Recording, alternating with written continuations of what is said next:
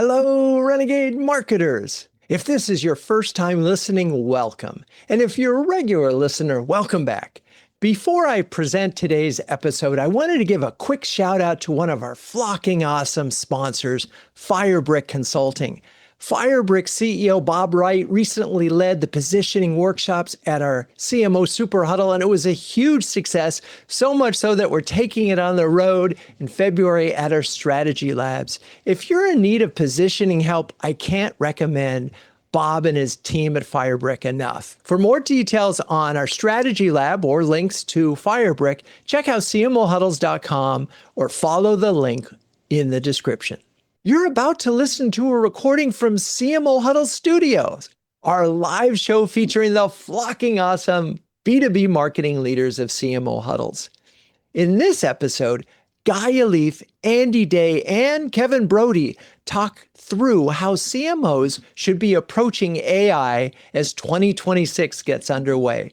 They focus on moving beyond scattered experiments, building fluency across teams, and leading AI adoption as a people and process challenge.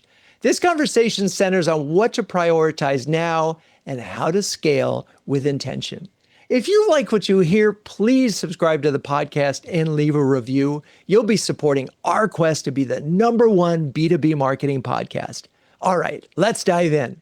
Welcome to CMO Huddle Studio, the live streaming show dedicated to inspiring B2B flocking awesomeness. I'm your host, Drew Neiser, live from my home studio in New York City. Today, we're diving into a topic that's not just on everyone's radar and every CMO's radar. It's on every QBR, every board report, every budget plan for 2026. And of course, I'm talking about generative AI. Now, let's be clear, this isn't another hand-wavy AI will change everything episode. We're not here to marvel at ChatGPT's latest poetry ability or nano banana infographics, although they are pretty cool. We're here to answer the big practical questions. How should CMOs prioritize Gen AI across people, process, and tech right now to win in 2026? Such an easy question. This is going to be a piece of cake for the guests. This episode will ground you in what's working, what's worth piloting, and what to avoid. Because let's face it, Gen AI is no longer optional, but it doesn't mean throwing spaghetti at the proverbial tech stack to see what sticks. With that, let's bring on Guy Yalif, Chief Evangelist of Webflow, and a returning guest who has previously appeared on the show to discuss product launches. Hello, Guy. How are you and where are you this fine day? Hey, Drew. I am flocking awesome, and I am in San Francisco Bay Area in Burlingame. All right. Well, I set this up with some pretty high, lofty goals, but you're embedded in MarTech, you're deep in the space. Where should CMOs focus their energy around AI in 2026? I know it's a hard question, but I bring some clarity to this big old world. To your joke earlier, you could take this in a million directions. I think 2026 is the year where CMOs widely move from random acts of AI to operational excellence. How? Well, I think by now most teams already have access to AI tools. Far fewer know how to use the tools well and safely. And in 2026, I think that gap is going to matter a lot and create a unique opportunity for us as CMOs to lead real AI adoption across our companies. I think our successful peers will stop treating AI adoption. You mentioned people, process, and tech. They'll stop treating it as tech and start treating it as a major change management effort and guide their teams through at least what I've seen as 6 stages of AI fluency. 1, approval, where you get sort of legal security, privacy guardrails in place, like it's required. 2, people start playing. Everyone's encouraged to get hands-on and experience experimenting with LLMs and marvel, as you said. 3, organization, where you get some AI councils, training, and you point the LLM work at business goals. Then I've seen people go to 4, where AI is used to automate existing tasks, saving time. 5, where AI now automates those same tasks, but at like superhuman scale, enabling you to do things you just couldn't do before because they weren't scalable enough. And the last is genuinely new workflows that emerge where AI wasn't possible before. And I think a lot of words are being written about number 6, but I think there's a journey to take our teams through to get there. Yeah. Well, wow. Okay. That was a lot to cover. And I want to sort of build on some of these things and skip over others. But so clearly the training part of this, there's lots of access to the tools, but the training part is shortcoming. So at least specifically, what are you doing and with your team and so forth to make sure that people know how to use these teams so you can keep moving up this ladder, if you will? We keep experimenting. We're doing a lot. So we do have AI councils that first worked through the approvals and now are trying to shine a spotlight on things that are working for dual purpose. One is, oh, hey, Joe or Jane created this custom GPT that does X.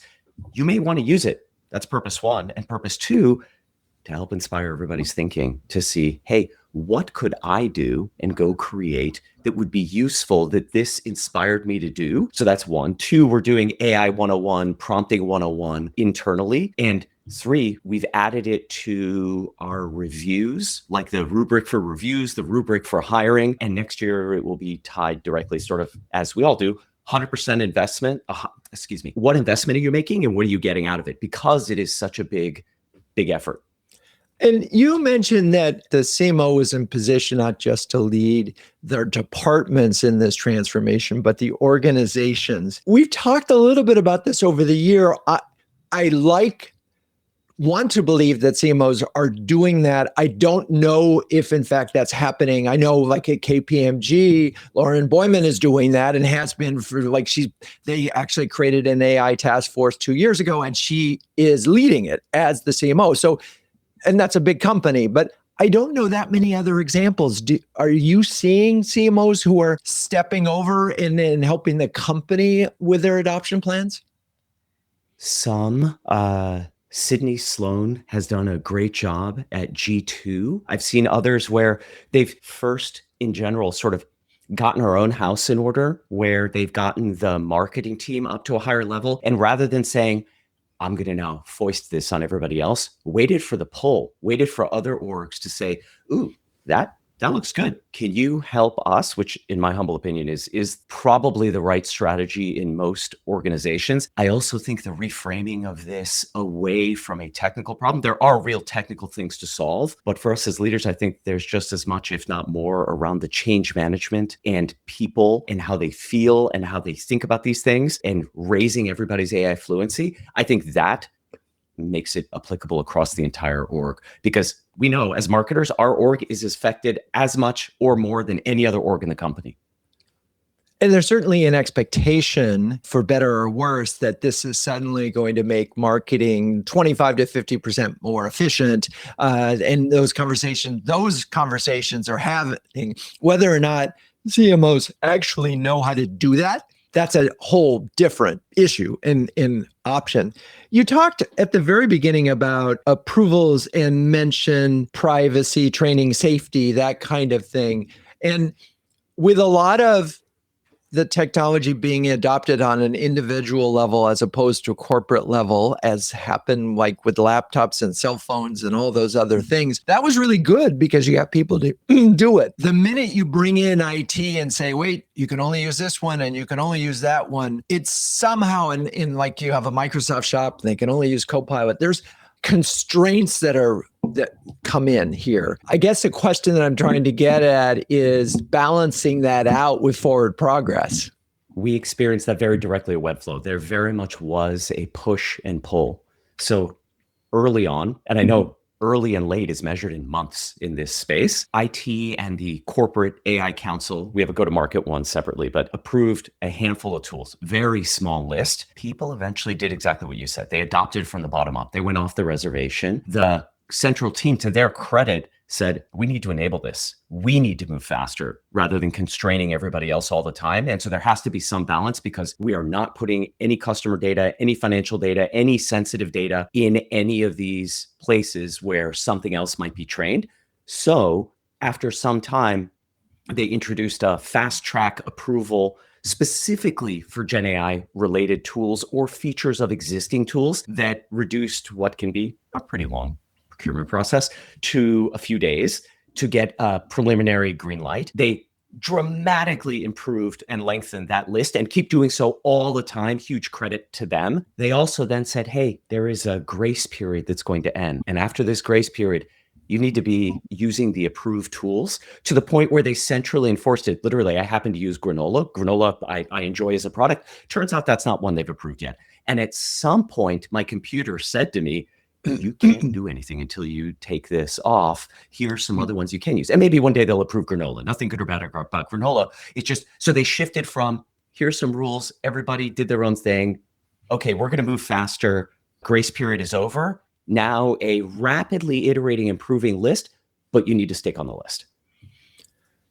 Okay, now I'm going to skip ahead to this sort of the biggest thing that you brought up, which is so clear, is the change management aspect of this. There were early adopters. There were obviously people who resisted. There's still people at lots of companies who are saying, but wait, what about all the water usage or the electrical usage of all the AI? And, it's using so much. And it's funny, I've been listening to some podcasts that, as a person who works with green building and understands a fair amount of this, it's not as simple as folks might want to believe it. This is going to be a hard technology stop, but there are individuals and companies that don't want to use it because of that. And I guess that's a personal choice, but a company is going to struggle to if their employees don't adopt it pretty quickly. So I'm curious in that part of change management, if you've run into that, and seen that out there and how folks are dealing with that, because it's like suddenly someone's saying, yeah, I'm sorry, we're not going to use a car because I love my horses.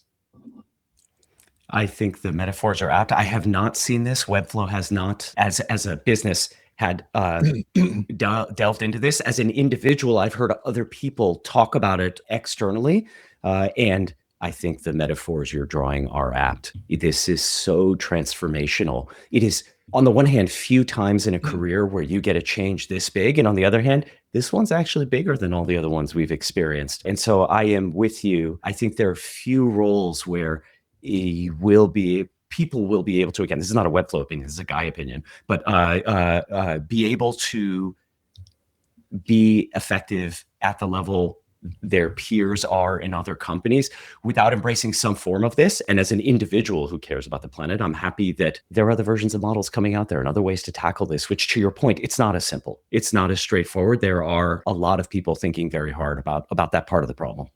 Right. Okay. Well, with that, thank you for that. I have lots more questions, but we'll bring on Andy Day, who is the CMO of Lightbeam Health Solutions, who is joining the show for the very first time. Hello, Andy, and welcome. Hey, Drew, thank you for the invitation. Very excited to be here. These are exciting times. Where are you, and how are you? I'm doing well. Looking forward to the holiday season and an impending, pilgrimage to Sevilla, Spain in mid-January. I'm in Dallas, Texas. Got it. Oh, well, very exciting. Haven't been to Sevilla. Okay, you heard a lot about what Guy had to say. What's your overall outlook on how AI will reshape marketing next year, and already, is probably a continuation of how you're seeing it being reshaped right now? Yeah, if I may start with a bit of controversy. So Gen AI is dead, dying, or being subsumed by agentic AI and AI agents, right? Which is all about process, workflow, automation, which is where we're starting to, we're actually going to see lower human intervention. We're going to see efficiency, productivity, especially for, repetitive tasks. And that's where the action is moving to, right? So I think from an overarching perspective, as Guy alluded to, you're going to see this haves versus have-nots from an AI perspective. You're going to see have a 5-stage life cycle, right, of AI adoption. And it'll start with augmentation. It'll start with prescriptive analysis, where there was descriptive analysis in the previous generation, if you will. We're going to see the emergence of co-pilots, right, or assistants, which are still going to be in the Gen AI realm, right, for self-service. But that's where we're seeing this exciting transition to agentic AI, where in terms of exception management of processes, right, then total automation, which will potentially demand very little human intervention, right? Just for governance and oversight. And the holy grail where the arms race is being waged is this notion of artificial general intelligence, or AI singularity, where AI pretty much senses its ecosystem, can adapt and run on autopilot. So the healthcare industry, we're not going to see much of that. But again, the self-driving cars is for the only example we can talk about. But that's kind of the transition. From a marketing perspective, while we have obviously Gen AI for research and authoring content, white papers, blog posts, social media posts, that's fairly ubiquitous. Personalizing web experiences, buyer personas at scale is something I'm excited about. We are already using Gen AI for responding to RFPs, RFQs. And then this exciting note of, kind of bringing in vibe coding in a marketing context, from ideation to publication in hours with tools like Lovable. Agentic AI is opening up whole new possibilities, right? Conversational AI agents and chat bots for prospect engagement, de-anonymizing website visitors, right, with tools like Qualified and Warmly. Salesforce just announced it is going to be acquiring Qualified. The notion of conversational AI agents actually supplanting SDRs or BDRs, right, is one we are looking at. We have human BDRs today, external BDRs. AI agents for personalization of cold call emails at scale is something we are literally on the brink of adopting. AIO, right? Using AI to craft your AIO, GIO from SEO, I think is a huge area that a lot of marketers are going to be focused on. Okay, wait. You throw way too much at us. I gotta stop you because it's way too much. I think fundamentally the problem that CMOs are facing is there's too much. There's so many things. And one of the things that we're trying to do on this show is get them to focus. And you can't do all of those things, right? You just can't do all of them all at once, and nor should you. That's not the definition of strategy. Is what do you say no to? Absolutely. So we got to focus. And so I want your help because I know you know a lot about this. So let's talk about specifically what you're doing and where you see. You mentioned agentic. So do you have agents working for you right now? And if so, what do those look like? So let's be as specific as we can relative to what you are doing, not the universe, because we can't boil that ocean on this show. So surprisingly, we are doing a little bit of everything I mentioned, but I think core use cases today, I can't afford to hire a competitive intelligence analyst. So I literally have an agent that does competitive intelligence for us already in place, right? Using AI agents for cold call email personalization at scale, I think is a huge application. So that's something we are deploying, based on intent insights as we speak. Okay, let's stop on that one for a second.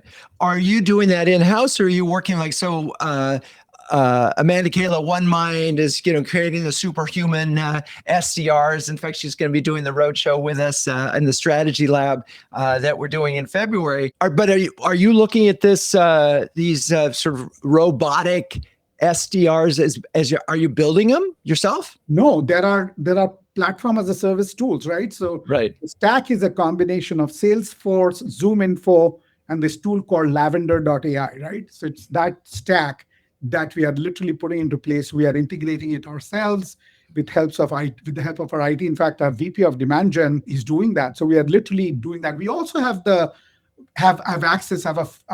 friend who's turned into a kind of a Gen AI, Agentic AI consultant who can literally help us create custom solutions at will at very competitive prices. So it's that combination of buy and then adapt and customize. So, okay, so we've got, you mentioned you've got agents for competitive intelligence. I think that's one that folks sort of see as that's sort of GPT on steroids, right? And we're talking about cold calling and personalized cold calling. Yes. That is certainly personalizing at scale is something that we have all as marketers been wanting to do. Absolutely. So that we would stop getting emails that said, hello, name. Exactly. But it's interesting to me that I can't say I have seen dramatic improvement in personalization yet. And part of the problem seems to be the data that you really, to do it well, you kind of need first party data, or you need something that is able to sort through some of the nuances of being a human and what you're connected with. So I'm curious, have you been able to implement the personalization at scale, or is this the promise of it that you're hoping to test in 2026? We have literally integrated it. We are waiting to deploy it, right? Okay. Here, the notion is this platform, if we are targeting, Drew, it'll look up your LinkedIn profile, look at what do you do for a living, what are you passionate about, what do you write about, what do you respond to, and based on that, craft a subject line and email that will intuitively resonate with, because it's about you. It's not one size fits all, and tie that part of the AI, enablement is tie that to the value proposition of the solution we are presenting with the potential ROI. Think about how much that's a game changer, right? Relative to the hey, hello, name nonsense. It is and here's I'm getting, so I have a podcast and it's called Renegade Marketers Unite. The show, in fact, actually goes out on that podcast. Guest PR people will use a bot to research the show and say, hey, I loved what you said on this show about this thing. It's so obviously generative AI that they've never read it and they don't. And then they pitch a CFO who's working in B2C. So clearly they didn't quite get, we're only CMOs and we're only B2B, but they, exactly. But they got some other nuances and they pretended like they had listened to the show. And so it felt, and I know they're using generative AI because I know the tools out there do this. So there's still a disconnect because I'm not persuaded this bot didn't really understand, but they did put words together that seemed like they made sense. So it'll be really interesting. We'll have to come back in 6 months to see that this level of personalization actually worked. I'll give you an example. So I moonlight as a Bollywood DJ for Friends, right? I love it. So I got this email from this platform called Qualified, which does this. It said, hey, DJ Fever, where's your next gig, right? In my business email in feed. So guess what? I opened it up and then it went into, again, it clearly had done its research, connected my Bollywood DJing with my thought leadership on AI, and then said, hey, imagine if you could do this with every other prospect you're looking at. Wouldn't that be worthwhile? So should we talk? So I think it's getting to that level of intelligence, intuitiveness, and resonance is the key. That's so interesting. I want to share it's not intelligence, it's just putting words together, but it somehow looks like intelligence. So exactly. We'll see. Yeah. And there is a difference. Exactly. And so we'll see. I'm holding out for humans somewhere in this thing. And I'm not being a Luddite here. I just do think that the personalization at scales implies that there isn't a human in the loop. And if there's a human in the loop, then that human and they're not reading every email, then we're at this place where someone's getting an email that is not relevant to them. But maybe the human in the loop is training the agents. There's a lot of upfront training and learning that needs to be done. And that's where, again, having product marketers, provide the positioning, messaging, here are the key differentiators, here's what resonates with your prospects. I think that's where the human element comes in. And a process of oversight, right? Hey, is this actually working? Put in a feedback loop, and how do you refine and learn from every experience? Yeah, I love it. And again, I think what you're implying is that you don't necessarily deploy this to 100,000 people day one. Not at all. You work your way up and validate and so forth. Okay, got it all. So much more to cover. This is an impossibly large task, but I appreciate you focusing on those two things. We're now going to bring in the very patient Kevin Briody, who is a fractional marketer at DisruptedCMO and an industry expert who's graced our stage before to delve into many topics, including ed tech, strategic focus, and funnel strategy. Hello, Kevin. Wonderful to see you again. Likewise, Drew. Thanks for having me on. Hey, man, thank you for your patience. How are you and where are you this fine day? I'm doing great. I actually, looking at your background, I feel bad. I don't have my little penguin display from CMO Huddles. I do have my world's greatest CMO coffee mug that you guys sent me back there. So all right. I am in a kind of chilly North Carolina right now, and I'm doing well. All right. Well, hopefully maybe we'll see you on the road show. So let's talk about your the category you've spent a lot of time in. What's AI integration look like now, and where do you think it's headed in 2026? Well, it's interesting listening.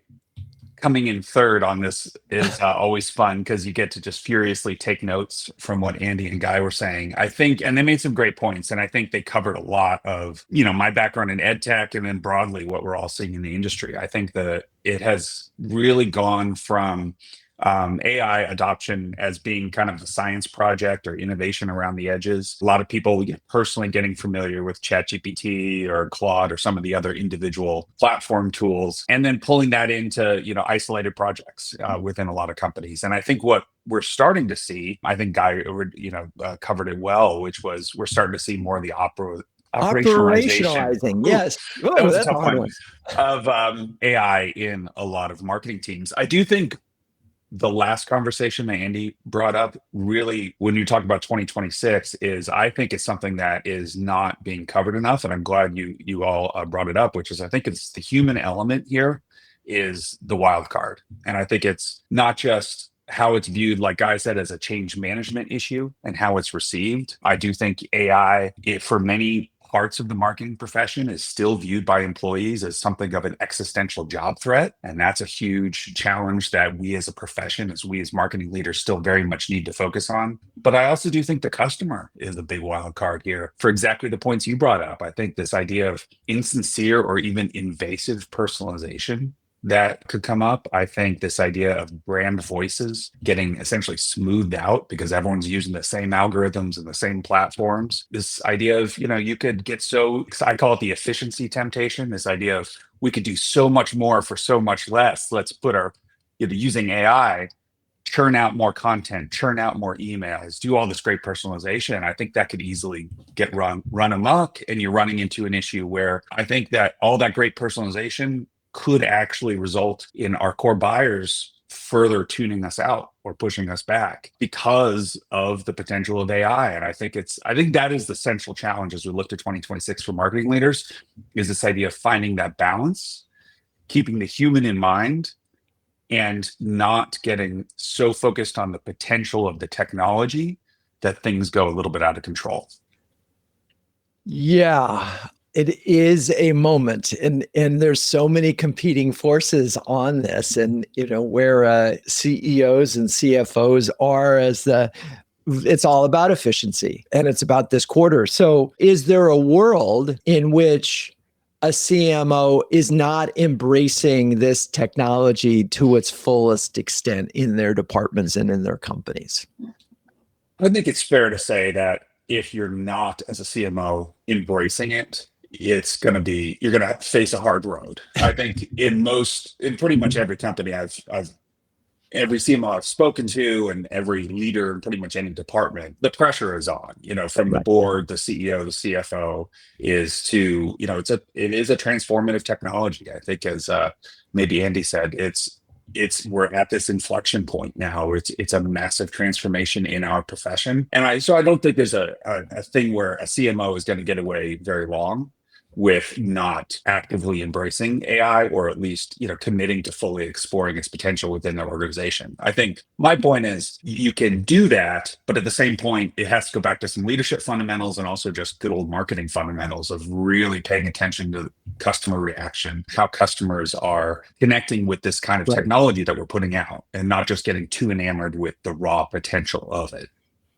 Yeah, it's interesting. I was talking to a tech person last night at an event, and often folks will say, gee, I don't want to deal with a bot. I want to talk to a human. But there are circumstances, it's 2 a.m. and you want to go into detail, and a human may not be available because they're not outsourcing it to India, the thing. And you can get a bot that's very useful. And if it's really good at it's like a godsend at that moment. It's quite useful. So I do think that there are going to be incredible opportunities for some of the, particularly repetitive tasks to turn it over to the bots and embrace all of that. The leadership part is really interesting to me because we're talking about change management, we're talking about adoption and training, we're talking about how much skills do the CMOs themselves have to upskill? Like, does every CMO need to learn to vibe code?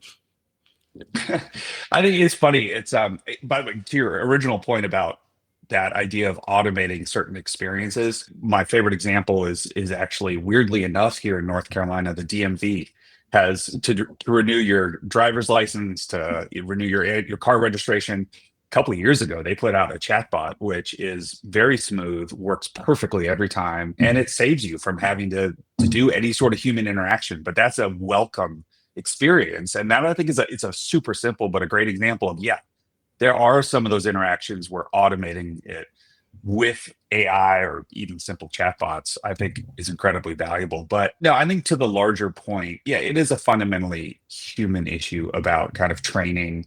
I do think it's thinking about kind of your employees, how they're reacting to this, how they're embracing it, supporting them. I do think it is, from a customer level too, I do think I've in the back of my mind, I rattle around this idea that made by humans, it will be something of a premium brand differentiator going forward. I do think as we start to see some of that pushback, and more importantly, brands who will take it too far, I think you see brands testing the waters, like Coca-Cola with their famous AI generated Christmas ad, and just trying to see what the reaction was. I do think you're going to start to see this idea of a little bit of a flip backwards, where some of the under the covers automation will be heavily involved with AI, but a lot of the customer interactions, there's going to be a bit of a push and pull going on, where this idea of, I can actually speak to a human, or I know that content was crafted by humans, that is going to be a differentiator, or something that'll be at least be valued in some cases. It's funny. I every week I write my Saturday editorial, or rant, if you will, on LinkedIn, and 99% of those have been, every single word I wrote. And then every once in a while I get a little lazy and I'll say 70% human made or something. And I've been using whatever the percentage roughly is. It hasn't mattered. Yeah. Like, I haven't gotten dinked when it was 50% versus 90% versus it's really about the strength of the arguments and the ideas that are put forth. So again, there's a human editor, and that's ultimately what determines that. But let's get pragmatic for a second. What are you seeing? What are you working on right now with these tools that you think every CMO is going to have to do in 2026 if they're not doing it already? Well, I do think it is looking to 2026, I think for every CMO, it's being very, very careful about your tool and platform selection. I think in 2025, there's just been this massive level of experimentation. I mean, during this podcast, I was jotting down some of the apps that some of the other speakers were talking to as things I got to go play around with. I think that has been incredible over the last year. I think we're going to continue to see that. However, I think there's also going to be a pretty good vendor shakeout. So that is something that I think is going to be really important for CMOs to focus on as AI starts moving from the edges into the core MarTech stack. It becomes more and more mission critical. And at that point, we have to be a little bit more discerning about the strength, the staying power, the longevity, the financial health of some of these apps and platforms that we're betting on. I do think there's a lot of debate on some of these pure AI wrappers that have gotten some good traction, but do they have long-term staying power? And I think that is, if I was, I'm on the consulting side now, but if I was in a CMO role right now, I think it would be embracing AI, keeping that human balance I talked about, but also as you're pulling it into the tech stack, really being discerning and really kind of looking at some of these cool AI applications and tools with a little bit more of the discerning eye that you would otherwise look at some of your enterprise tech. Yeah, and that is it's a good point. And I think the one way that the CMOs can protect themselves is no long-term contracts, monthly deals if you can, because definitely. you may throw some things away. It's tricky though from a training standpoint and so forth, because there are a lot of the standardization thing. The people who have Copilot and are like a Microsoft shop and are stuck, or the people who are Google and we're all Google, and finally Gemini 3 came along and made it. These are hard choices. Because you could be left behind. You're safe with Microsoft, but right now you're struggling to do a lot of the things that Guy and Andy were talking about. All right. Well, is there another specific thing that we should just sort of say, I'm excited about this one thing?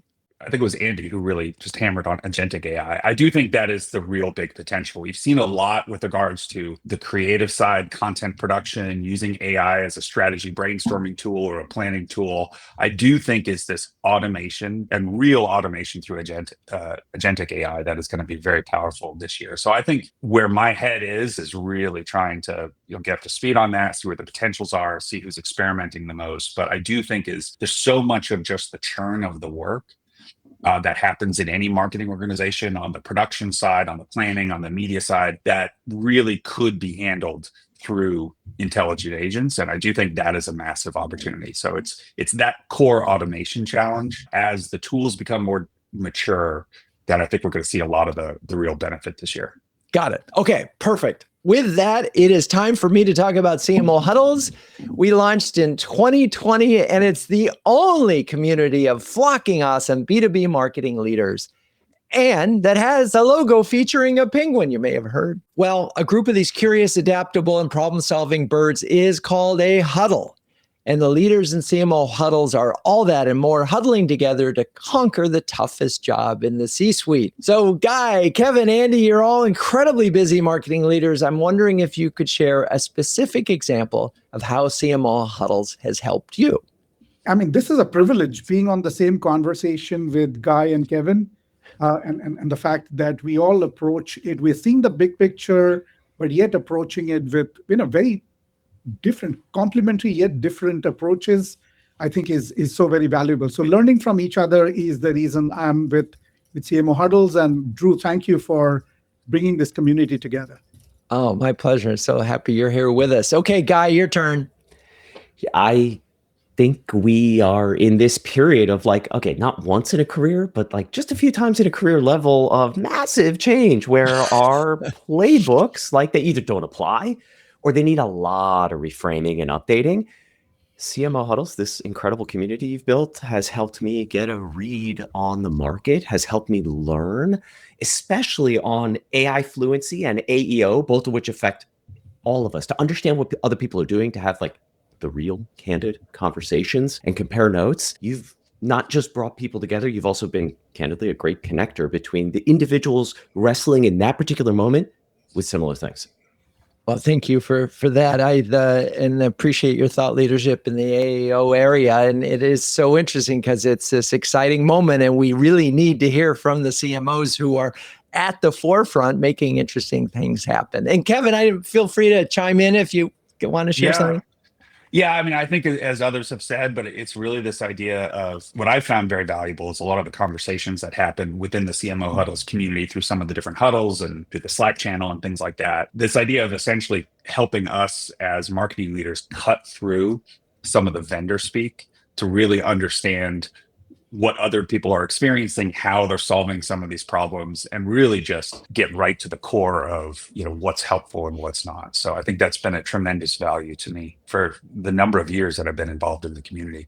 And we so appreciate having you and Andy and Guy. If you're a B2B marketing leader who wants to build a stronger peer network, gain recognition as a thought leader, and get your very own Stress Penguin, please join us at cmohuddles.com. Okay, we don't have a lot of time left, and we need to be geniusly focused somehow to get some takeaways here for our fellow CMOs in this world. So we talked about change management. What is one thing that a CMO could do right now that would help the company move forward? And maybe that's too broad a thing. So I'm going to go back to you, Andy, and talk about agentic for a second. You've mentioned a couple examples. Is there wrapping your mind around agentic? It's not just, oh, I'm going to go build this. You and I necessarily, because there might be API. It's complicated stuff. It's tech support stuff. What do we need to know, and how do we focus our resources to make sure in Q1 and Q2, if we go down the agentic route, that we're going to build something that's going to come out the other side and be worth the time? I have a very simple framework, right, that gets you away from being enamored with the technology and really focus and prioritize your attention. It's why, what, how, and then the so what. What is the ROI and the value that you'll see from this use case, from this deliverable, or what you are doing? And that's true for AI or any new technology in innovation across any industry. Don't be enamored on the technology. Have a clear path in terms of why are you doing it, what is the problem you're solving, how are you going to do it. That's where, again, not just Gen AI or Agentic AI. Treat it like a portfolio. It's a portfolio of technologies, and always be guided by the so what. What is the value that people who are using it, the buyer persona, user persona, is going to derive from this? I love it. That makes total sense. We have a nice little framework. And the thing that's interesting about the what, and this is where, in order to ask smart whats, you have to be pretty knowledgeable about at least somewhat about the art of the possible. Exactly. And that's tricky right now, because there's a lot of things, and part of the excitement here is that we want to do what isn't possible or what we couldn't do before. So I'm curious, Guy, as you're thinking about that framework, how do we we can identify a problem, but we can't always identify the potential solution. We can sort of imagine, wouldn't it be cool if? I'm curious how you're grappling with that. I feel like this is the ultimate curiosity moment where, the learning curve for everyone from kindergartner to CMO and CEO is like this. And I think you nailed it. It is what is possible. There are a set of constraints we've all grown to accept. Sometimes people are like, oh, AI will get rid of all of those. That's just not true. And so to have a point of view, to see examples from elsewhere around your org, to have that then spark ideas on the team where they're like, well, gosh, if that constraint's broken, I can go do this that much better. I feel like that's the iterative, nonlinear, harder to predict place we are in. And to have that work well, you got to focus on the people so that they feel safe, emotionally safe, and see this is going to be a superpower for them rather than some existential threat. Then they will make those connections and produce great things. Yeah, and the safety part is hard to, you can foster it as much as you want. That's what leaders do, right? You have to create this safe space for people to experiment and fail to get to some of these things. Okay, let's see. We've talked about the framework, Andy. Practical example, we've talked a little bit about mass personalization. Is there another agentic application that you're excited about that we haven't talked about that you plan to experiment on in 2026? I think the AIO Geo one is big, right? Because we've all been in that SEO sandbox, if you will, right? And it's the rules of the game are just being changed, right? How do you ensure? 70% of your buyers, this is a big aha. AI is the new UI. So your buyers are actually looking for you via prompt. And the question is, do you have the content? Are you going to be found? Are you going to be rank ordered by ChatGPT, Claude, Perplexity to ensure that your buyers come looking for you versus the legacy SEO rules which just don't hold anymore? So AI is the new UI, right? Is a big mantra to wrap your mind around. So, and funny, Guy and I can go at length at this one. We've talked about it at length, and I can't agree with you on the SEO is dead. I can't agree with you on the fact that the SEO rules don't matter, because they still do matter, and that often there is an intersection between AEO and SEO. The question I have, and maybe Guy, is, are you saying that we're going to use AI to get us to perform better with AEO, or we're just being aware of AEO and we're going to do all the things that we need to do, whatever the people think at this moment are the best practices to improve your site visibility in LLM? I wasn't sure, Andy, if you were saying use AI to solve the AEO problem, or Yes. just be aware of AEO and No, GEO? the first, use AI to understand what your gaps are. And how can you still be, obviously, SEO is not going away, but how do you embrace the world of AIO and GEO? Interesting. Do you want to build on that, Guy? Sure thing. I agree with you, Drew, a ton that AEO is close to SEO for a whole variety of reasons. And I agree with Andy that AI can be very helpful there with the human in the loop. I actually think one of the ways to raise AI fluency is directly relevant here, where you can lower the bar for your team by not having them need to learn a bunch of new things. Ask them questions they're used to answering all the time. Do it in context for what they're familiar with. Bring to the point we were hearing earlier from Kevin, their brand essence so that you don't lose that in this sea of sameness. That then can do just what Andy said. Should I be creating some content? Can you help me start creating that content more effectively? Can you auto-generate a bunch of stuff I used to need to go to an engineer to auto-generate, like the metadata LLMs so value to understand structure and meaning of content? So I think there is a play here that is very helpful and elevates the org without relinquishing control. Interesting. And it's funny because as many times as we've talked about AEO, we haven't actually connected the dots that AI is going to also help you with AEO. It's obvious that it could, because it can do gap analysis. So you can find spaces that, just as you would with SEO, right? But you could do that probably faster, and you can educate your GPT on brand. And then you can auto-generate these Q&As using the information from your employees. It's all in here and just getting it out there. So all of that makes sense. And then, of course, we've talked a little bit about the technical aspects of AEO.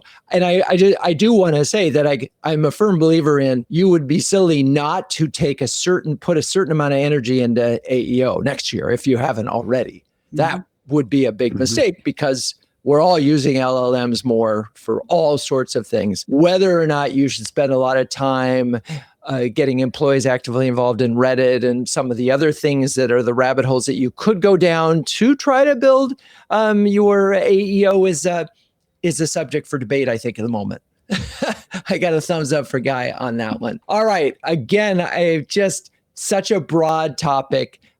We've done this. I want to let's get to some final words of wisdoms for other CMOs when it comes to, and we'll call it AI readiness. 2026, there is not going to be an aspect of your job and your world that will not be impacted by AI. I believe that to be true. Let's give folks some final words of wisdom. And Kevin, you get to go first on this one.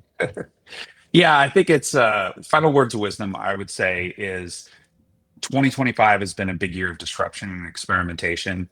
26, as you've heard on here, is, I think, really, and we all agree, is really about essentially operationalizing AI and really ingraining it into your marketing team. But I do think it is really, I would recommend that CMOs look at it as a cultural and people challenge as much as anything else for 2026. I think it is really helping people understand how AI is additive and supports them, and is not something they need to fear as it's going to replace them. And that's a huge challenge, because obviously CMOs are under pressure for cost reduction and things like that. But I do think it's fundamentally, as Guy said at the very beginning of the call, it's a change management challenge. I think it's a cultural challenge. I think really focus on your people, and really that idea of, let's ingrain this as part of our production processes, as part of our core automation, and at the same time still keep some of that spirit of the art of the possible, that wild innovation and experimentation that we've seen so much of this year. And it's a cultural thing more than anything else. So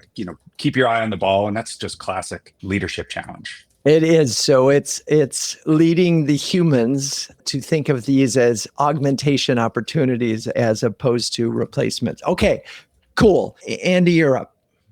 Absolutely. So I think never before have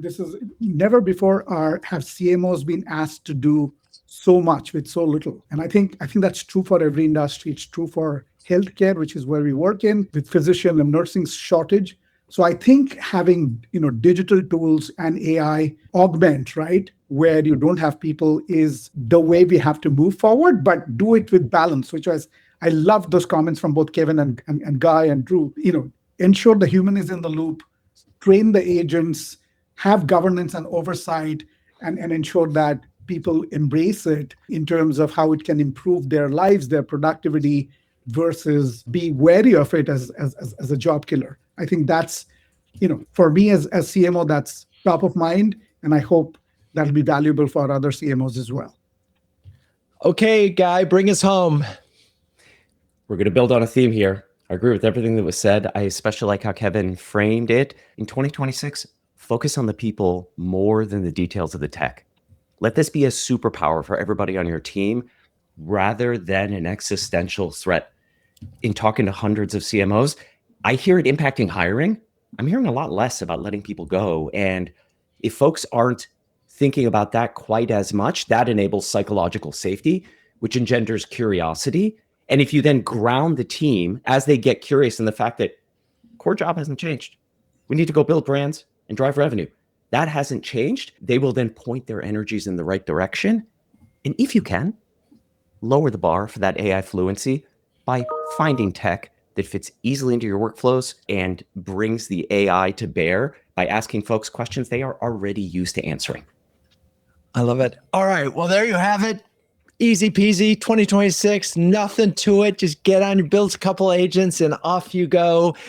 Keep those great people, get them trained, make them feel loved, set some vision, be a leader, all that stuff, piece of cake. Anyway, thank you, Guy, Kevin, Andy. You're all great sports. Thank you, audience, for staying with us. To hear more conversations like this one and submit your questions while we're live, join us on the next CMO Huddles studio. We stream to my LinkedIn profile, that's Drew Neiser, every other week. Renegade Marketers Unite is written and directed by Drew Neiser. Hey, that's me. This show is produced by Melissa Caffrey, Laura Parkin, and Ishar Cuevas. The music is by the amazing Burns Twins, and the intro voiceover is Linda Cornelius. To find the transcripts of all episodes, suggest future guests, and learn more about CMO Huddles or my CMO coaching service, please visit renegademarketing.com. I'm your host, Drew Neiser. Until next time, keep those renegade marketing caps on and strong.